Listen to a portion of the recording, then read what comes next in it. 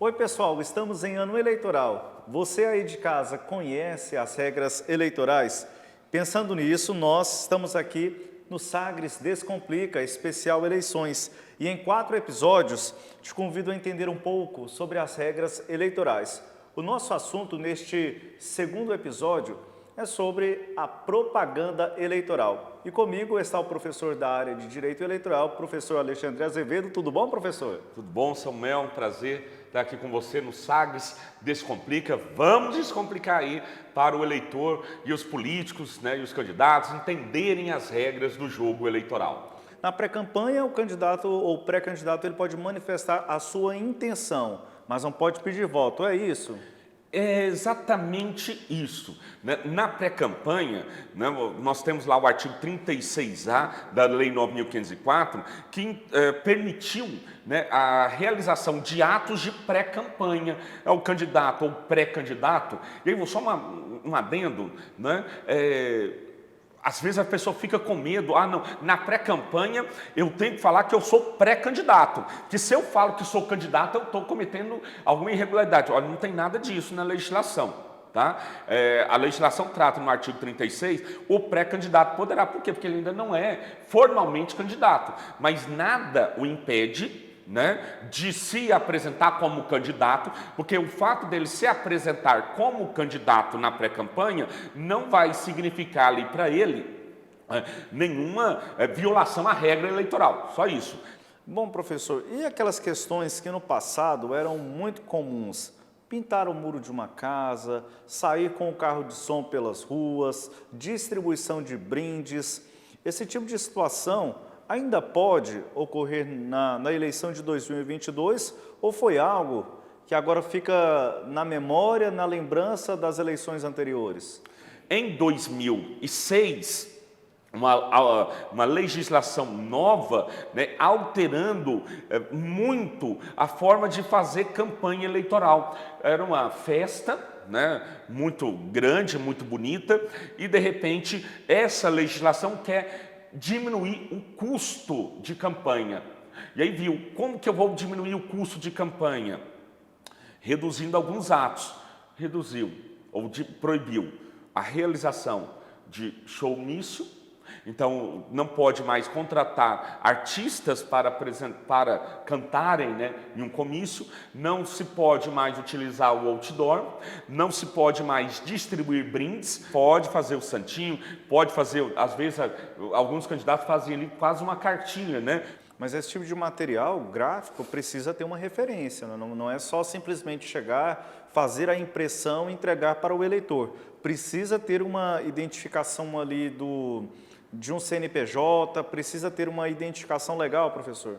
Precisa, Esse santinho, esse material impresso, não apenas o santinho, é o material impresso da propaganda eleitoral e também na internet, enfim, ele não pode ser apócrifo. Ele tem que ser identificado. E como você identifica? Aqui na legislação estabelece que tem que ter o CPF ou CNPJ de quem mandou fazer e o CNPJ ou CPF de quem fez, além da tiragem. Além da tiragem.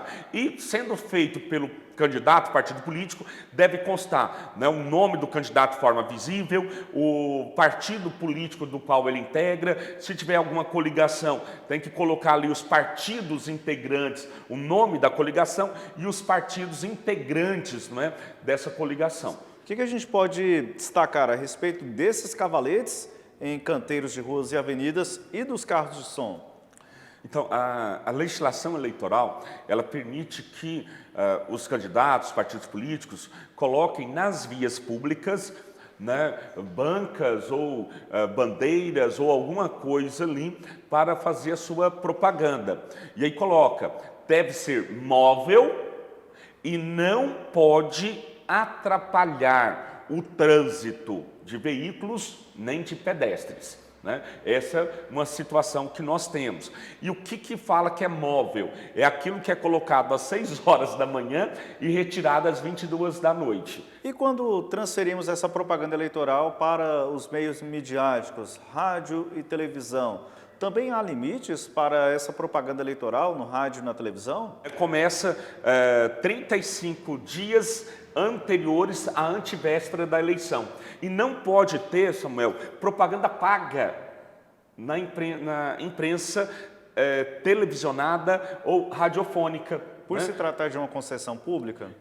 Também, né? Por se tratar de uma concessão pública e também para impedir o abuso. Né? Nós sabemos que dos meios de comunicação que a gente tem, né, até um tempo atrás, era a imprensa escrita, rádio e a televisão.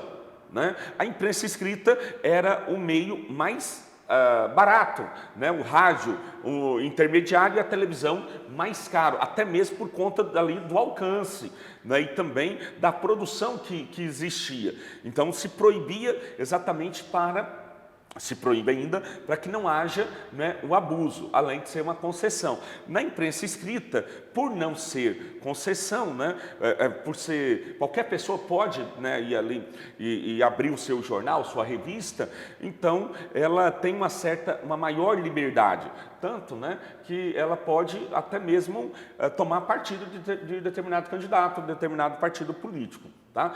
Outras limitações que a gente tem: primeiro, não pode na propaganda paga. Né? Segunda, tem que ser no tempo determinado pela Justiça Eleitoral. Como que a Justiça Eleitoral determina o tempo de cada partido político? Através da quantidade de deputados federais que o partido elegeu na eleição anterior. Então, para essa eleição agora, eu olho a quantidade de deputados federais eleitos em 2018. E a partir disso aí, eu verifico quanto tempo, né, que cada partido vai ter na propaganda eleitoral, no rádio e na televisão. A internet é uma terra sem lei ou não? Até pela lei de proteção geral aos dados também, outras legislações, há limites. Não é uma terra de muro baixo, professor? Não é, há limites e a gente tem que verificar os limites. Né? A gente sempre vê pessoas, né, defendendo, não tem que ter a liberdade, tudo. Sim, mas a liberdade ela tem uma certa responsabilidade. Ela não pode ser uma liberdade absoluta. Tudo vai ter uma certa limitação. Por quê? Porque nós vivemos em sociedade.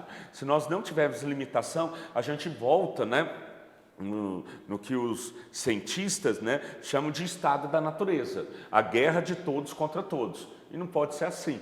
Né? Nós vivendo em sociedade, a gente vai ter as limitações. E a internet tem essa limitação. Mas a liberdade ali é bem maior. Então, eu, Alexandre, você, Samuel, outros eleitores, podem postar mensagens ali de apoio ao seu candidato, por exemplo. Pode colocar vídeos em apoio ao seu candidato, né, de forma gratuita. Não pode ser em sites de pessoas jurídicas, seja de direito público, seja de direito privado. Né? Tem que ser de forma voluntária e de forma gratuita também. Então, por exemplo, hoje, né, a gente tem aí os influenciadores digitais, que em muitos, vamos combinar aqui, tem um certo ranço, né, de coaching. Eu tenho ranço, gente, eu confesso aqui para vocês, né, eu tenho um certo ranço. E aí nós temos ali influenciadores digitais que você nem tem como controlar, como que ele tem aquele tanto de seguidores, né?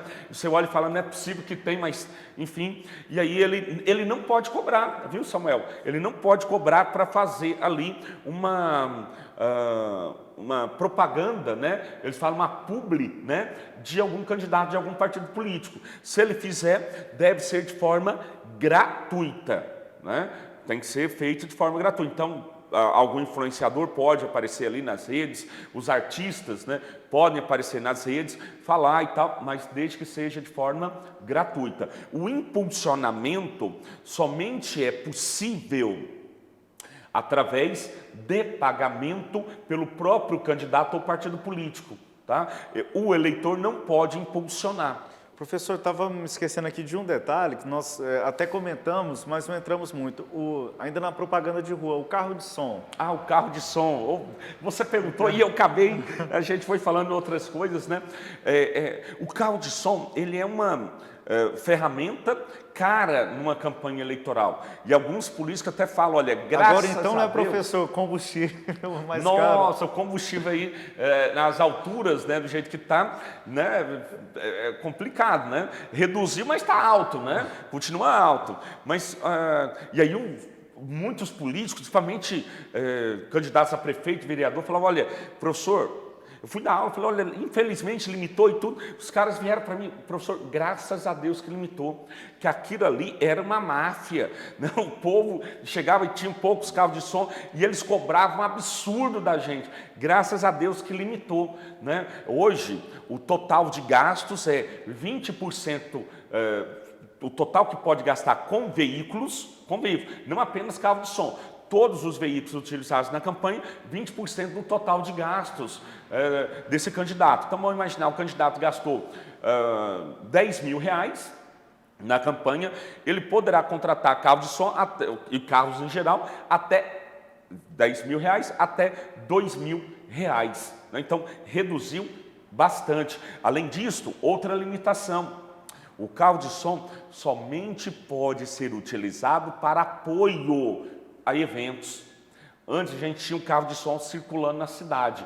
Aqui em Goiás, né, a gente brinca que é o carro da pamonha, né? Tá circulando aí. O carro de som era a mesma coisa. Ficava ele sozinho. Agora, o carro de som só pode participar de eventos de campanha, carreata, passeata, comício, né, alguma coisa relacionada à campanha. E aí os candidatos, sabendo disso, modificaram a forma, né? Fazem não carreatas agora, mas mini carreatas. Né? Coloca ali 3, 4 veículos e um carro de som ali acompanhando. Beleza, está valendo. Né? Faz o candidato, né, em cima de um trio elétrico e o pessoal ali indo, né, acompanhando a carro, ou então ele falando e uma galerinha ali embaixo colocando a bandeira. É um comício, né, o mini comício. Então, respondendo a sua pergunta, o carro de som só pode participar como apoio a eventos de candidatura, não pode ser um meio autônomo. Professor, obrigado pela sua participação aqui no Sagres Descomplica. Eu que agradeço, Samuel, e eu espero, né, ter levado um pouquinho de luz aí para vocês, descomplicando a leitura a sua vida. Bom, aprendemos sobre a propaganda eleitoral. Você quer saber mais sobre as regras do jogo eleitoral? No nosso terceiro capítulo do Sagres Descomplica, especial Eleições, vamos falar sobre o financiamento das campanhas.